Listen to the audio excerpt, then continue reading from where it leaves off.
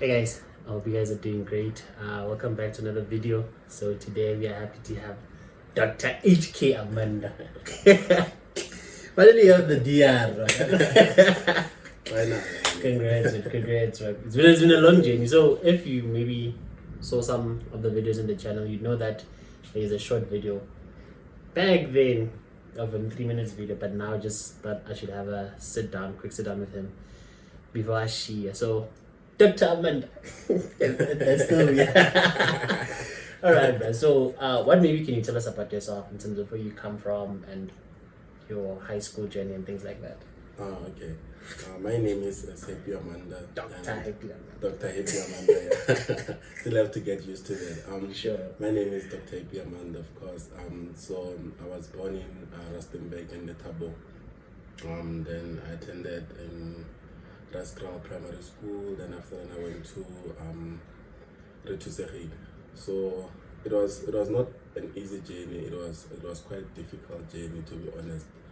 Given the fact that along the journey I lost my parents, so it was really difficult, And I have a younger brother. So when I was in high school, actually I was not a bright student. I was not a smart student. I just worked hard. So when I got to grade 11, that's when I decided to focus. I remember from grade 10 to grade 11. My final results for grade 10, I think I had level 2 in mathematics, I had level 2 in physical science, and then I had level 1 in life sciences. That was my results from grade 10 to grade 11, the final one. So when I got to grade 11, term 1, I was playing, and I decided to be serious in term 2 because it's just me and my younger brother. So it was a matter of right now I need to focus, I need to make sure that I put in the work so that I can help both of us, So that's when I started to focus. That's when I was serious with school. I had to sacrifice a lot of things because, like I said, I don't think I was a smart student. I just think that I worked hard because I don't have any certificate from school or anything to show that at some point I was a bright learner.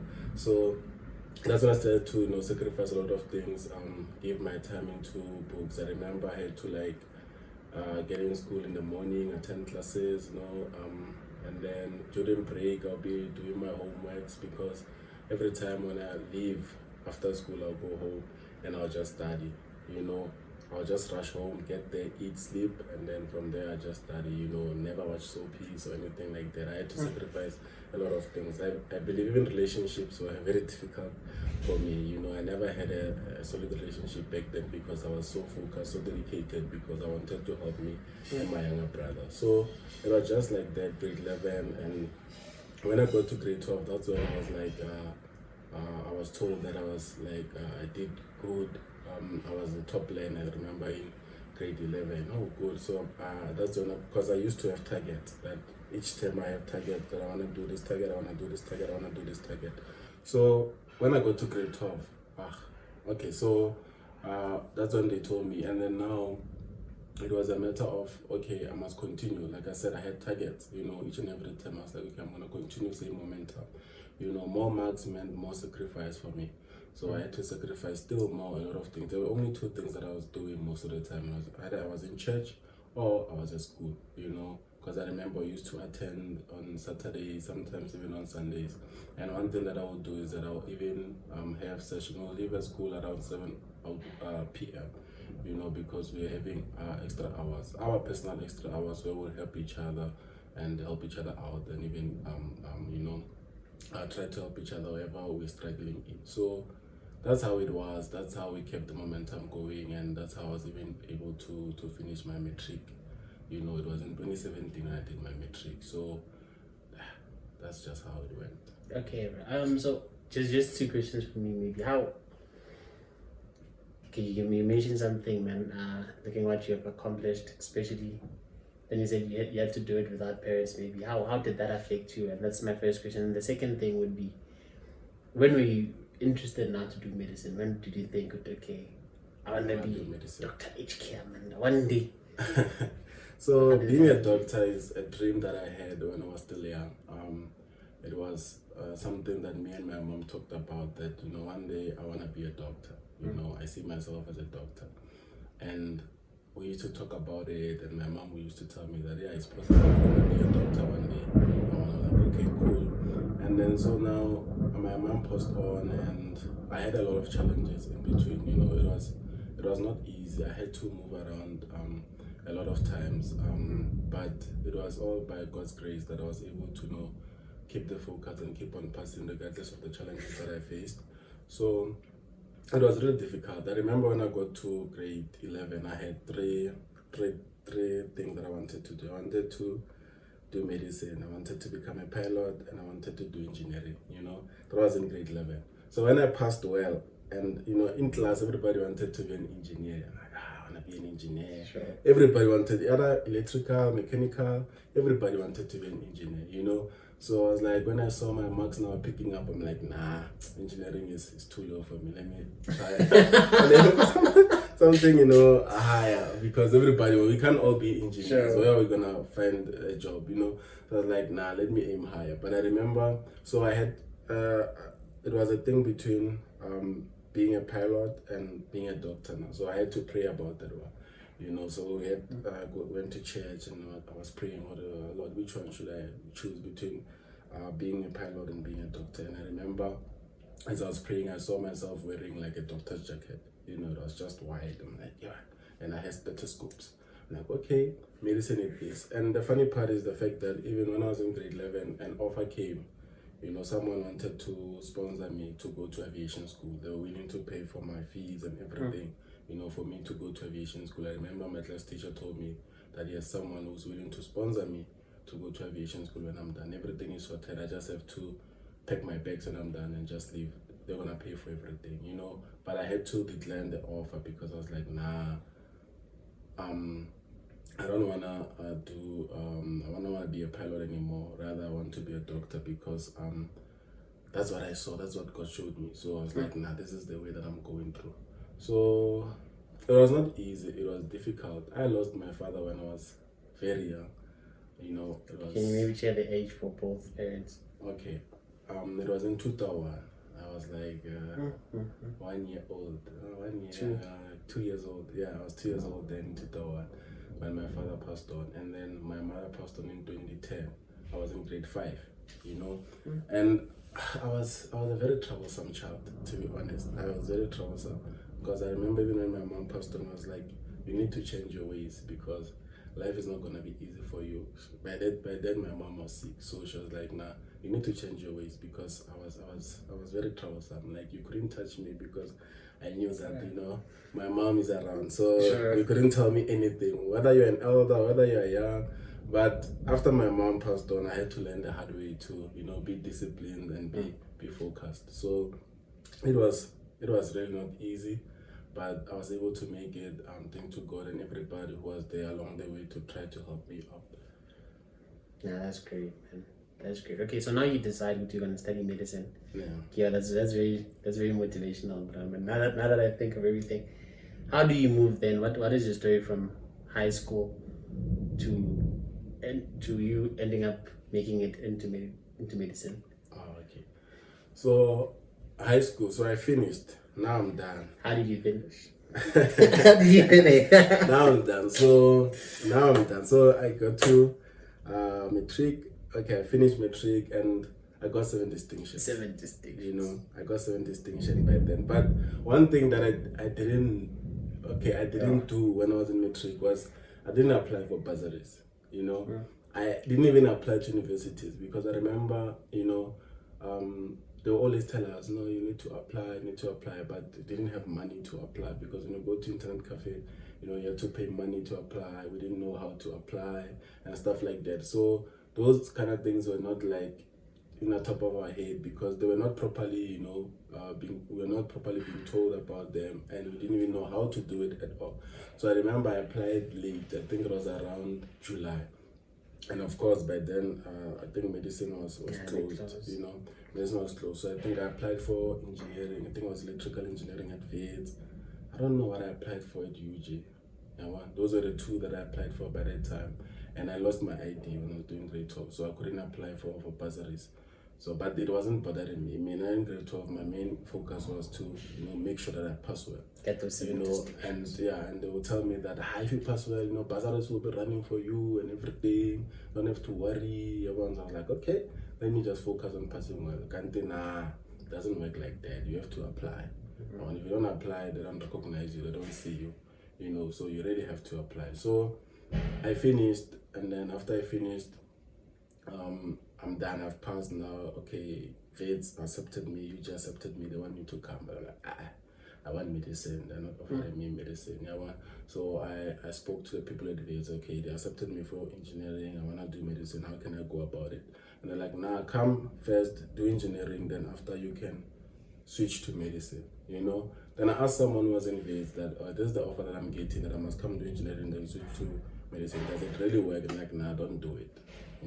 Don't do it. Most of the people that did other degrees in Veds never got to medicine. It's either you're going straight or you're gonna suffer. It's just gonna be a long journey. So you end up doing this thing, finishing it, and not getting to medicine at the end of the day. So don't do it. So I'm like, okay, I wanted to go to Cuba. We all wanted to go to Cuba. Like Cuba was a dream back then. We all wanted to go to Cuba because it was like, okay, we wanna leave the country, being out there, So I was like, okay, let me go find applications to Cuba. So that's when I came to Pretoria with my cousin. Then we went to Department of Health here in Pretoria and wanted forms to apply to Cuba and everything. And we showed them my results and okay, but you need to go Department of Health in Joburg, to get those forms and everything. I was like, nah, I don't know Joburg, number one, and it's not safe, so I can't take chances and go to Joburg and go risk my life there. I don't even know what Department of Health is looking like in Joburg or stuff like that, so I'm not gonna go there and look for it. And my cousin was like, there's University of Pretoria around here. I don't know where, but there is, so we can just walk and we'll ask people along the way until we get it. So we're walking from Department of Health, from Central. Yeah, that's crazy. To Hillcrest. Yeah. Okay. So we kept on asking people. Yeah. Okay. Where's University of Pretoria? Yeah, take this 10, go straight. Yeah. You're gonna find it. You take that 10, go straight. Ask another person. Where's University of Pretoria? Keep on going. So we kept going, and we arrived at main campus. So by the time you just get close to main campus, there are boards everywhere. No late application. Remember, I didn't apply to UP at all. There were boards everywhere. No late application. No late application. But we kept on going, no late application. And we asked the security guard, okay, we want to go to apply and wanna go apply and see something. So like, okay, go to Hillcrest campus. That's when we passed. They gave us direction. We got there. Obviously they returned me when I got there, like at the door, like, hey, what do you want? Because there were students there who are helping people. Sure. Telling you where to go. We got there. They were like, what do you want? I'm here to do late application. No late application. You tell. I was ready. I was like, okay, it's fine. Let us go. I was with my cousin back then. So I was like, let's go. So it's like, nah, we're not going anywhere. We're gonna wait here. Your cousin? Yeah, I was like, nah, we're not going. We're waiting here. So we waited. He did the lunch job. Yeah, I'm like, I waited there. So then he showed my results to this security guard that we found in Hillcrest now. They look at this and they want my boy to go home, and not get space. Yeah. And the security guard was like, yeah, okay, no, go to the SRC. So CRC people. They were CRC people. They go there. They were chilling. They were wearing white. I remember they were chilling. They're like, nah, go to one of these people and talk to them. I think it was SRC. Yeah. So I went there. Then I spoke to one of them and I showed them my results and they asked me, what do you want? They're like, nah, I want medicine. Like, nah, medicine is full, but you can do BSc. Yeah, then what you need to do, you just need to make sure that you pass as well as you did, then you'll be able to get to medicine. I'm like, passing is not a problem for me. That one definitely pass. But they're like, you need to get distinctions to get to medicine. I'm like, that's not a problem. I'll do it. You know what? So they were able to take me from outside to inside, and immediately I got admission to BSc. I passed that line. It's the same line that they made me U10. I passed it now and you were inside. Yeah, in front of a sudden. Then within 5 minutes, I got my acceptance letter. And that's how things started. But even after then, it was still not easy because I did late application inside. Because when I got there, I don't have a buzzer. I was like, okay, I did late application for NSFAS, so inside they even applied for me inside. Sure. So I still didn't have a bursary. I just applied. I don't have a bursary. I don't have accommodation. I don't have nothing. You know, I don't even have a laptop at that point. You know, and I need to start. So I went home. I went to social at that point, and then I came during orientation. I remember I came on Thursday, you know, just to see what's happening. And when I got there, that's when they helped me. Like, okay, what do you want? I want to get to medicine. Okay, you need to change your modules, because I had BSc modules. They to change them to make them similar to the medicine guys, so that we're doing the same modules at that point. They did that. Then on that day, when they gave me the the schedule for the orientation, I was supposed to write AIM that day. Yeah, I didn't know what AIM was. Like, nah, today you have to go right, you know, you have to go there and write. Oh, okay. That's for my fee on Thursday. I'm like, okay, fine, let me go. I showed me flames at test. I showed me flames. I remember I got like, it was 13%. You know, like, nah, so you have to, I think it was just to test you which aim are you going to do between one and the other one, Okay. So I did that and it chowed me. So like, okay, well, not because it chowed you, do this the aim 131, because it was a deciding kind of test. So that's how it went first there. That's when I felt, no, I've really arrived to varsity. All right. No longer like high school. So then how do you move from there? You said you had problems. What are your challenges? And if you don't mind, can you share your journey, bruh? How has medicine been for you?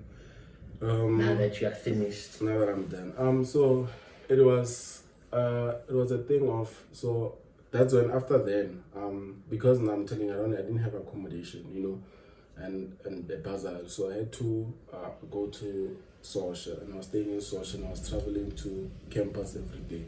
So taxis were expensive, of course. You couldn't use taxis every day, but they were the fastest. So I had to start using a train, you know, to get to school. So to varsity, of course.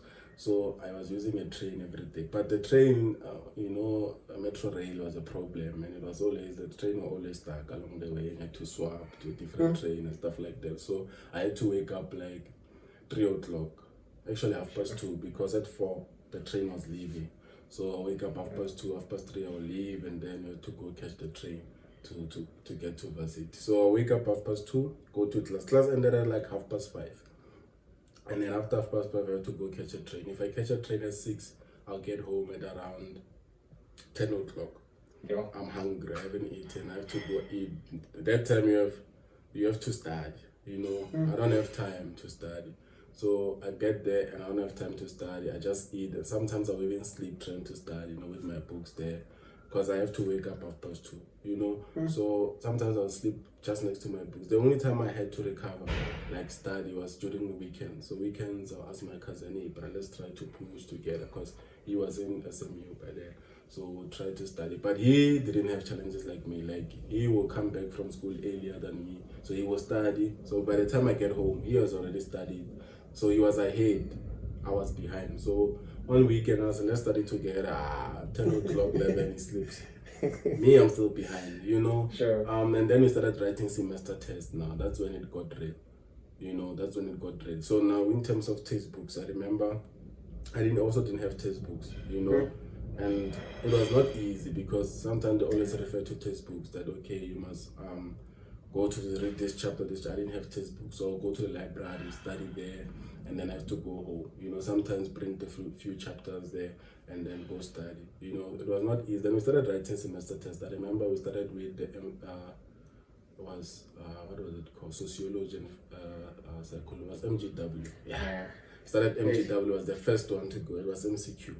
So yeah, I only studied half of the chapters that they wanted us to study, and then it was MCQ. It was a good thing it was an MCQ, so I went there, it was no guessing, and then I got 50. That's when I was like, well, it's real now. And I got 50% on the dot. I'm like, hey, is that hard? You know, when you're used to 80s, 90s, yeah. All of a sudden now you're even surviving, you're fighting for a 50 now. You know, I was like, nah. And I remember I was writing chemistry that particular week. I was writing chemistry, and chemistry was gonna start at 6:30.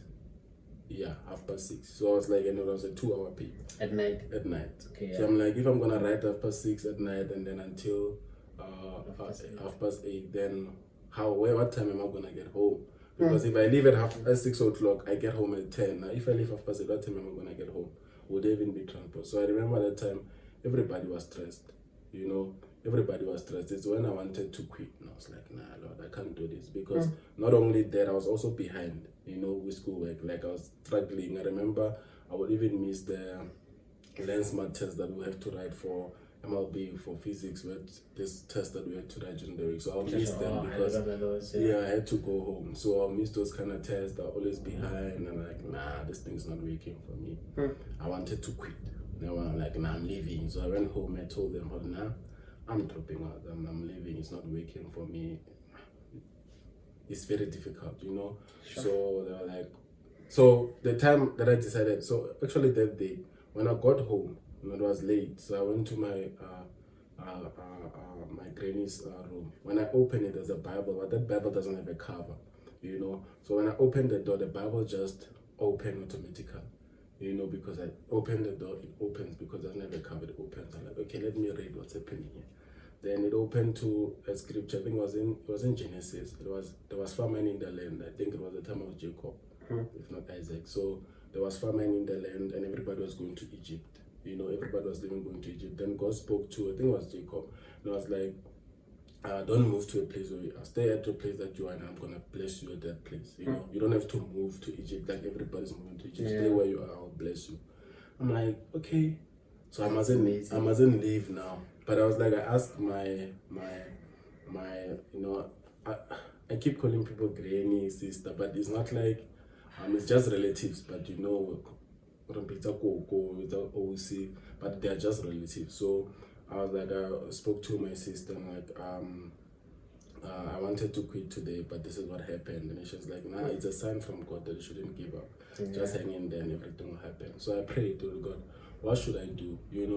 And it was when the scripture came from Ezekiel, to my mind, to my spirit, that when Ezekiel was praying for dry bones, when he was praying for dry bones, he prayed, he prophesied, and the Spirit of the Lord was telling him that prophesy to this bone, that there may be life to this bone. I'm like, okay, what should I do? I'm going. Went to Rosemary building. There's a Rosemary building, where the SRC people stay. Sure. Yeah, I went there and I was prophesying, I'm going to get my textbook, I'm going to get accommodation, I'm going to get help, assistance from. It was around 5 o'clock when I arrived that day.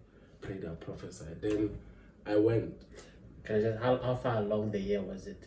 No, it was still around March. March, okay. But then I was still early.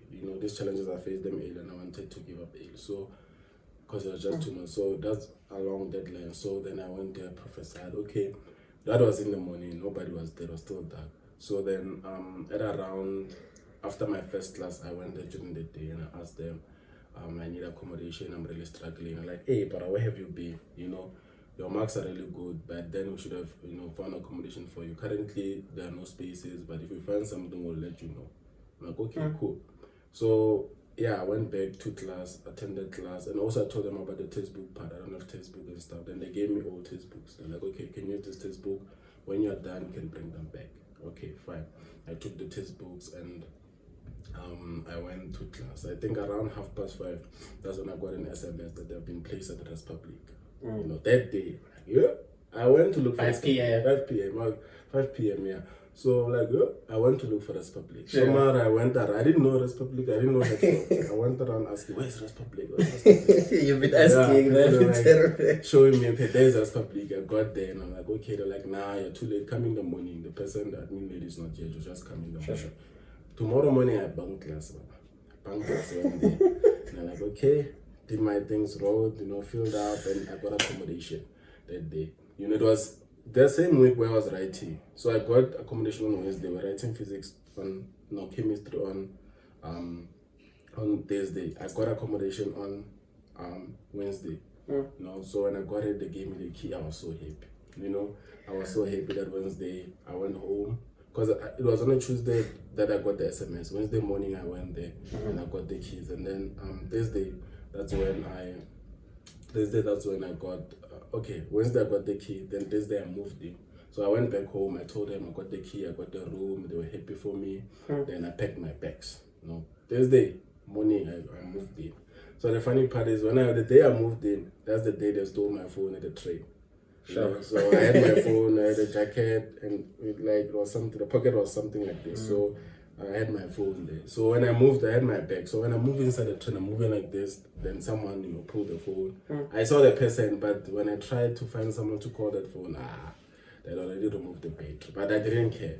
I was like, what mattered is I'm going to rest, So I got to rest, and then I was happy. I was like, okay, let's go for it. That's when I started to focus. So I was already behind, so I really had to catch up. I remember even when we had recess, around was March, April, when we had recess, I didn't even go home. I used that recess to cover up the work. Sure. So the journey has not been easy, but ever since then things became better.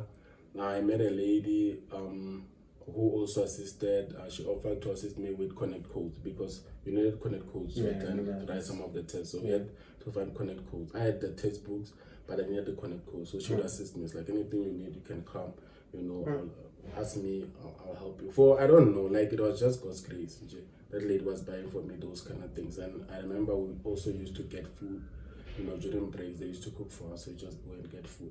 So it was not easy. It was very difficult. I had to catch up. I had to, cross night a lot, and the time came when we applied media transfer to medicine. We applied media transfer, and the time came when the results are out. I remember I was still in those public at that day. In the morning. Hey, send an email that you can check your application status. Sure. My heart wanted to move out of my body, man. I'm like, okay.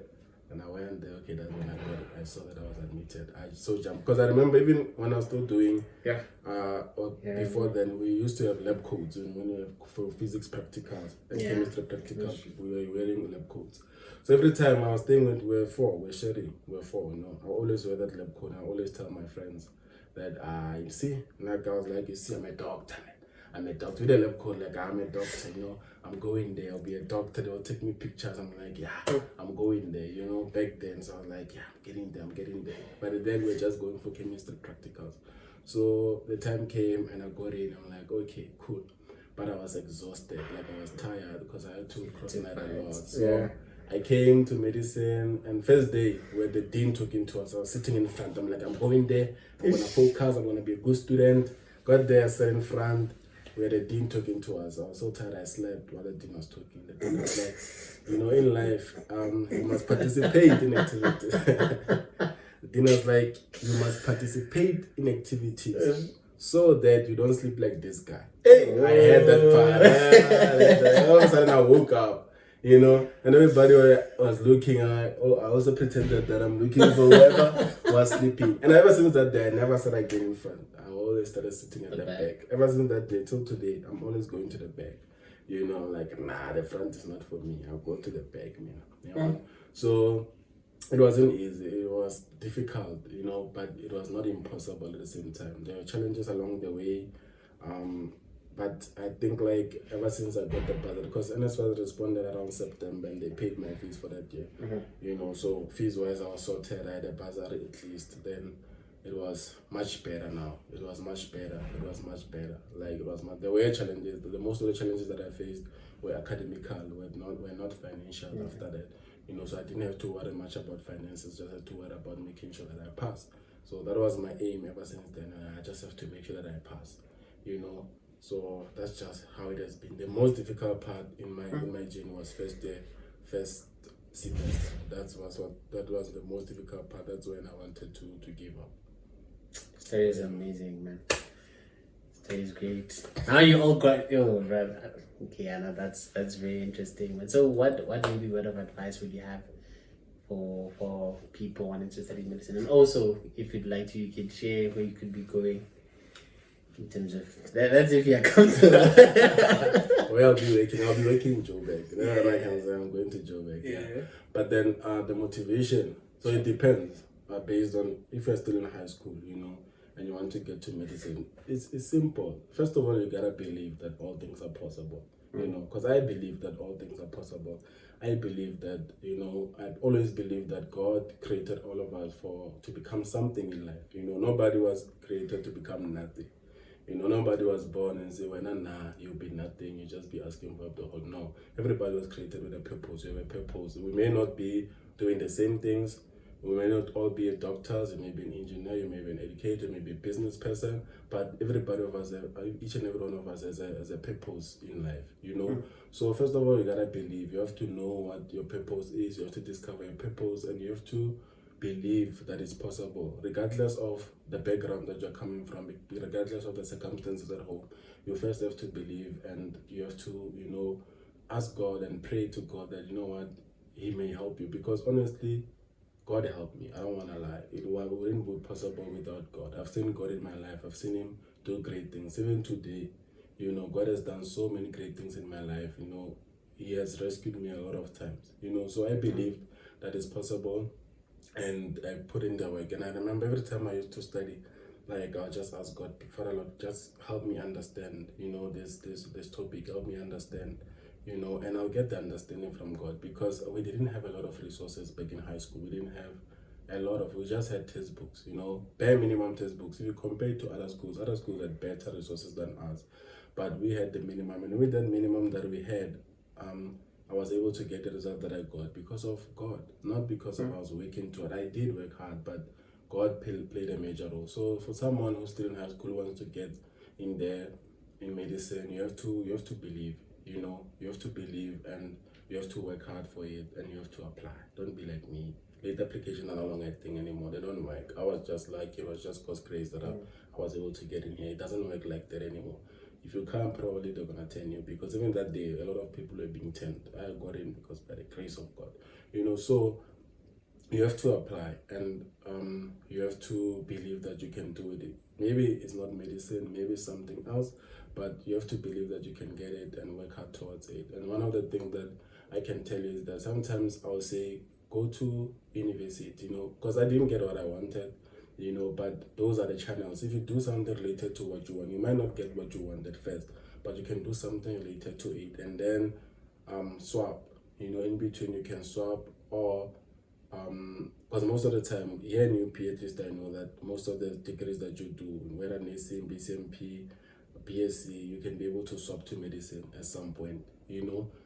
Even when you are finishing, we are done with that degree, it will still be related to what you want, and you can still, you know, our journeys are different. But staying at home sometimes is a problem, because when you stay at home and after you come, you take a gap year, then after you come, then it's adapting is not easy. If you're just gonna be chilling at home, also it's very difficult. So I'll say apply, number one. Believe, okay, it's believe, then apply, and believe, work hard, and apply, you know. So that's someone who is in high school. Of course, I believe it's someone who is in high school. If there's anyone else who's doing something else, then of course they might finish and then apply after, or if possible, they can swap. I don't know how many universities are able to do that. You know, I know that it's very difficult to do that. But at least at UP, there is such an option, but it's not easy because the competition is a lot. There are a lot of people who want to swap. So it's all about hard work and God's grace that you're able to get here. So that's the advice that I can tell to someone who wants to come here. Nah, Tata. Thank you, Pretoria. Okay, no problem. Thank you. That was amazing.